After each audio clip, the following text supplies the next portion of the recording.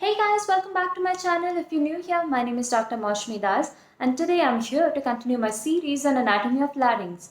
Now we have already covered a vast series of topics in this anatomy of larynx. We have spoken about the different extent, the parts, the lymphatic drainage, blood supply, the muscles of pharynx, the laryngeal cartilages, the joints, ligaments, membranes. In my last video, I spoke about the spaces and the compartments of larynx. And now finally, in this session, we are going to be talking about the nerve supply of larynx. Let's start our class.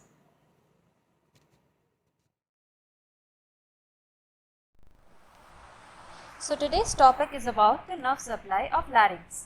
Now the motor and the sensory nerves of the larynx, they are derived from the vagus nerve, which is the 10th cranial nerve, by way of its superior and the recurrent laryngeal nerves. So when it comes to motor supply, we'll see that all the intrinsic muscles of larynx, they are supplied by the recurrent laryngeal nerve except for one particular muscle, which is the cricothyroid muscle, which is supplied by the external branch of the superior laryngeal nerve. This is about the motor supply. And when you come to sensory supply, you'll notice that above the level of the vocal cord is supplied by the internal branch of the superior laryngeal nerve, and below the level of vocal cords is supplied by the recurrent laryngeal nerve. So this in short is about the nerve supply of larynx. Now we'll head over to discuss about the two different nerves in details, which is the recurrent laryngeal nerve and the superior laryngeal nerve. So first we'll start with the recurrent laryngeal nerve. It is a branch of the vagus nerve, as I told you. It supplies the sixth arch. It is a myelinated nerve and it has both sensory and motor fibers. Now where does this nerve originate from? So you'll see that on the right side there are two recurrent laryngeal nerves, one on the right and one on the left. So we'll see that on the right side it arises at the root of neck from the inferior ganglion of the right vagus nerve at the level of T1 vertebra. You'll see over here in the picture, this is the recurrent laryngeal nerve, and you can see it is arising at the root of the neck from the inferior ganglion of the right vagus nerve at the level of T1 vertebra. Whereas on the left side, it arises in the thorax from the left vagus nerve when it crosses the anterior and the left surface of the arch of aorta at the level of T3 vertebra. You'll see in the picture over here, this is the left recurrent laryngeal nerve, and you can see how it is arising from the vagus nerve in front of the arch of aorta at the level of T3 vertebra. So on the right and the left side both have very different origin from the neck and from the thorax respectively on the right and left side. Next we'll head on to the course of the recurrent laryngeal nerve. So first we'll talk about the right side. On the right side we'll see that it winds around the undersurface of the first part of the right subclavian artery. Then it runs obliquely upwards behind the common carotid artery. As you see over here, it is over here you can see the nerve. It is arching underneath the first part of the right subclavian artery, which is this artery, and then it runs obliquely upwards behind the common carotid artery, after which it lodges in the tracheoesophageal groove and ascends upwards to reach the neck. Whereas on the left side, the recurrent laryngeal nerve, it winds round the undersurface of the arch of aorta behind and to the left side of ligamentum arteriosum. You see in the picture over here, it is going behind the arch of the aorta over here, behind and to the left side of ligamentum arteriosum. It ascends upwards from here, and same as on the right side, it lodges on the left tracheoesophageal groove and appears in the neck. Now once it has appeared in the neck, both the right and the left recurrent laryngeal nerve, they have a similar course. So what happens is it passes upwards accompanied by the laryngeal branch of the inferior thyroid artery.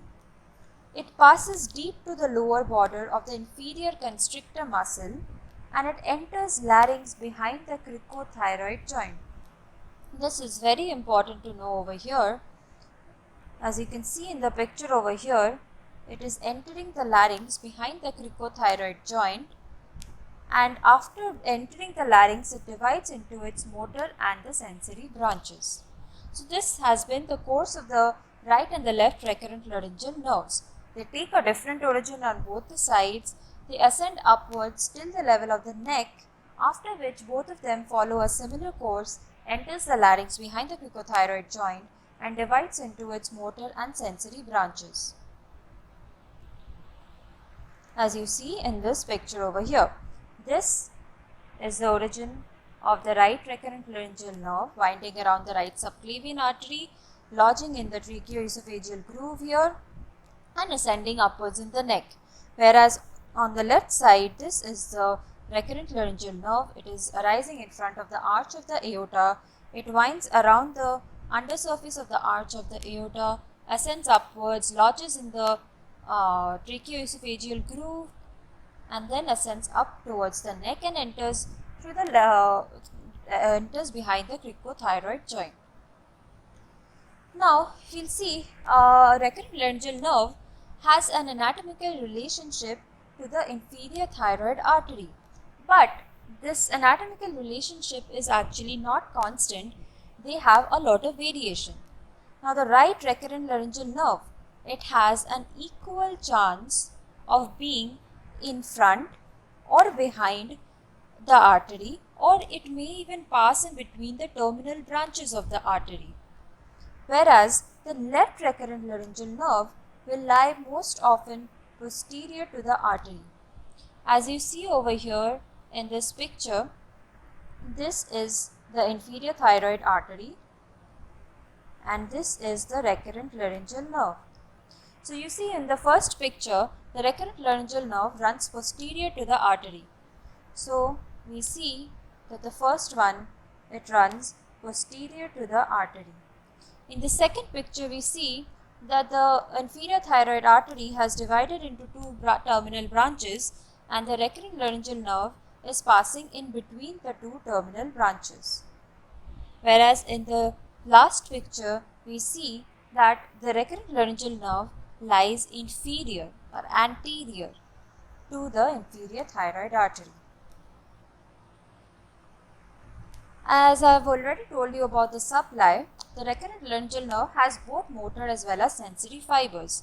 So the motor fibers goes to supply all the intrinsic muscles of larynx except for the cricothyroid. Whereas when it comes to sensory supply, it supplies the laryngeal mucosa below the level of the vocal folds. This is the supply of the recurrent laryngeal nerve.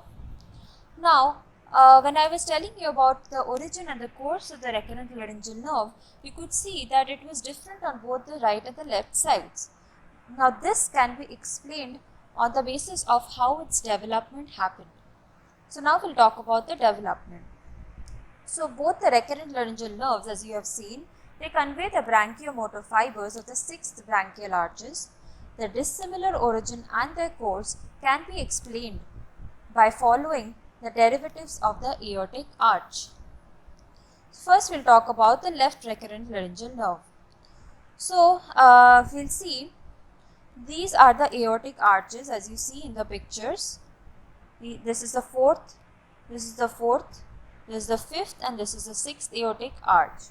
So, first we'll talk about this, how the origin happens on the left side. So, what happens is the dorsal part of the left sixth aortic arch, it persists as the ductus arteriosus in fetal life and ligamentum arteriosum after birth. So, you see that this is the sixth aortic arch. The dorsal part of this sixth aortic arch remains behind as the ligamentum arteriosum. And on the left side also, what happens is this fifth aortic arch over here, it completely disappears. And the fourth left aortic arch, it forms a part of the arch of aorta. So, what happens here as a result is that the left recurrent laryngeal nerve, it hooks below the arch of aorta over here. It hooks over here on the left side of the ligamentum arteriosum, as because the dorsal part of ligamentum arteriosum remains behind as the dorsal part of the left sixth aortic arch remains behind as the ligamentum arteriosum. Hence, the origin of the left recurrent laryngeal nerve happens at this level. Now next, when you head over to the right recurrent laryngeal nerve, you'll see on the right side now. So what happens is, this is the sixth arch. The right sixth aortic arch completely disappears. This is the fifth arch, that also disappears, whereas only the right fourth aortic arch, which is this one, the right fourth aortic arch forms the proximal part of the right subclavian artery, as a result of which the right recurrent laryngeal nerve hooks underneath this right subclavian artery. So therefore we see on the right side we have an origin taking underneath the fourth aortic arch, whereas on the left side it goes underneath the ligamentum arteriosum towards lying more inferiorly. So as you see in this picture over here, it is confirmed. This is the ductus arteriosus, this is the left recurrent laryngeal nerve, and this is the right recurrent laryngeal nerve. So both of them initially take origin from underneath here, but as the fifth aortic arch and the sixth aortic arch disappears, on the right side the right recurrent laryngeal nerve ascends upwards, whereas on the left side, since ligamentum arteriosum is a remnant of a dorsal part of the sixth aortic arch, it still remains underneath over here. This explains why they take different origin at different levels of the neck. Now, recurrent laryngeal nerve also has an anatomical variation. So what happens is, on very rare occasions, the right subclavian artery takes anomalous origin from the junction of arch of aorta and the dorsal aorta. This happens because of the disappearance of the right fourth aortic arch and persistence of the right dorsal aorta below the origin of the right seventh intersegmental artery. Now when this happens, on the right side, we'll see that the recurrent laryngeal nerve will not take its usual origin and course. In this particular case, what will happen is, the right recurrent laryngeal nerve, it does not recur upon any structure and it just reaches the larynx directly. And because it is not recurring on any structure, it is being called as a non-recurrent laryngeal nerve. You can see in the picture over here, this is the non-recurrent laryngeal nerve. Why is this happening? Because this over here is the anomalous right subclavian artery, which instead of taking origin from its usual position, is taking its origin from the dorsal part of the left aortic arch. So what happens, because of the presence of the right subclavian artery on the left side, the right recurrent laryngeal nerve is not able to recur on any structure, and it directly takes its origin and enters the larynx over here. So this is being called as a non-recurrent laryngeal nerve. Now why is this so important? It's important because the presence of this non-recurrent laryngeal nerve significantly increases the risk of iatrogenic injury and operative complications, most often leading to temporary or permanent vocal cord paralysis. So we have seen that before the recurrent laryngeal nerve, how is it entering the larynx? It's entering behind the cricothyroid joint. Now, before it enters the cricothyroid joint, in about 23.4% cases, it does not take any branching outside. After it enters the larynx, it undergoes its branches respectively.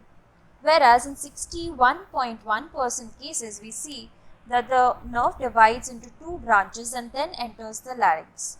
In 9% cases, the nerve divides into three branches before entering the larynx, and in 6.5% cases, it divides into more than three, which is multiple branches, and then enters the larynx. But the most common one over here is bifurcation before entering the larynx. Now, why is recurrent laryngeal nerve, why do we need to know about its origin and the course? Why is it so important? As we have already seen, the left recurrent laryngeal nerve, due to its different origin, has a longer course than the right recurrent laryngeal nerve. Now, because of this extensive course, the left recurrent laryngeal nerve is more liable to injury than the right, especially vulnerable to pressure from the aortic aneurysm and the intrathoracic muscles. Therefore, as a result of this, we will see that the left recurrent laryngeal nerve palsy is way more common than the right side. And also, secondly, because of its close relationship to the inferior thyroid artery, as I was explaining to you earlier, the three different ways the inferior thyroid artery is in anatomical relationship to the recurrent laryngeal nerve. Because of this close relation at the lower pole of the thyroid gland, the recurrent laryngeal nerve is very prone to injury during any thyroid surgeries. And lastly, if we had to speak about a landmark to identify the recurrent laryngeal nerve, a very important triangle over here comes into existence, which is known as a Bayes triangle. Now, what is this Bayes triangle? The Bayes triangle is formed by three structures over here. The recurrent laryngeal nerve is forming the inferomedial boundary. You can see this is the recurrent laryngeal nerve. Whereas the inferior thyroid vessel, it forms the superomedial boundary, and the common carotid artery over here, it forms the lateral boundary.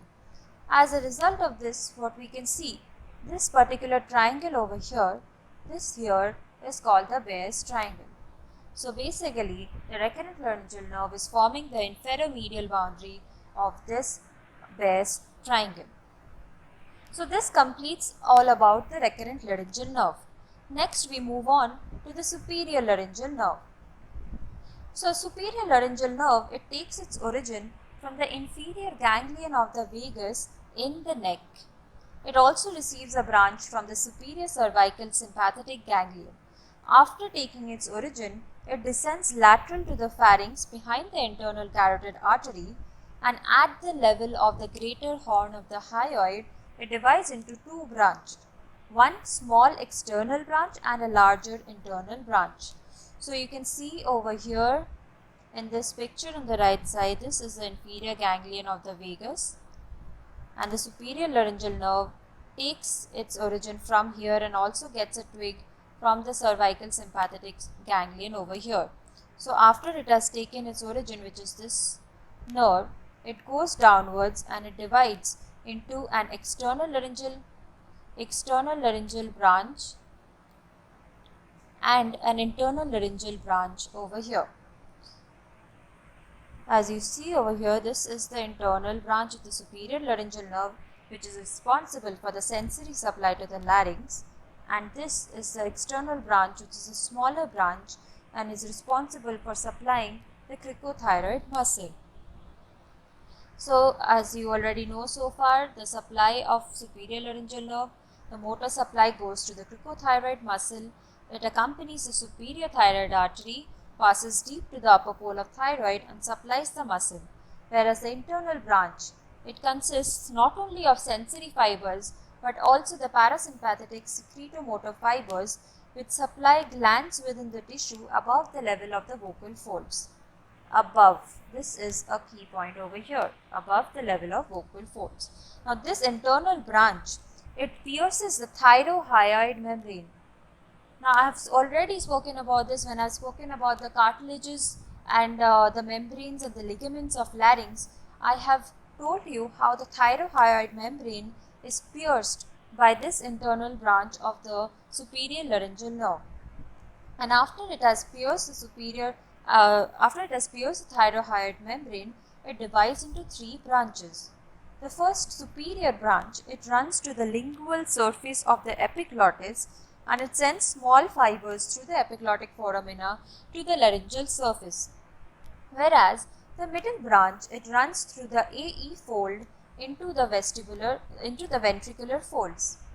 And the last inferior branch, it runs to the piriform sinus and to the postcricoid region, forming various anastomoses with the recurrent laryngeal nerve. So the superior laryngeal nerve, it ends by piercing the inferior constrictor of pharynx and unites with an ascending branch of recurrent laryngeal nerve. Now, this particular branch is called as Galen's anastomosis, and it is absolutely purely sensory. This is a very important point to know over here. The internal branch, it is also responsible for carrying some afferent fibers from neuromuscular spindles and other stretch receptors in the larynx.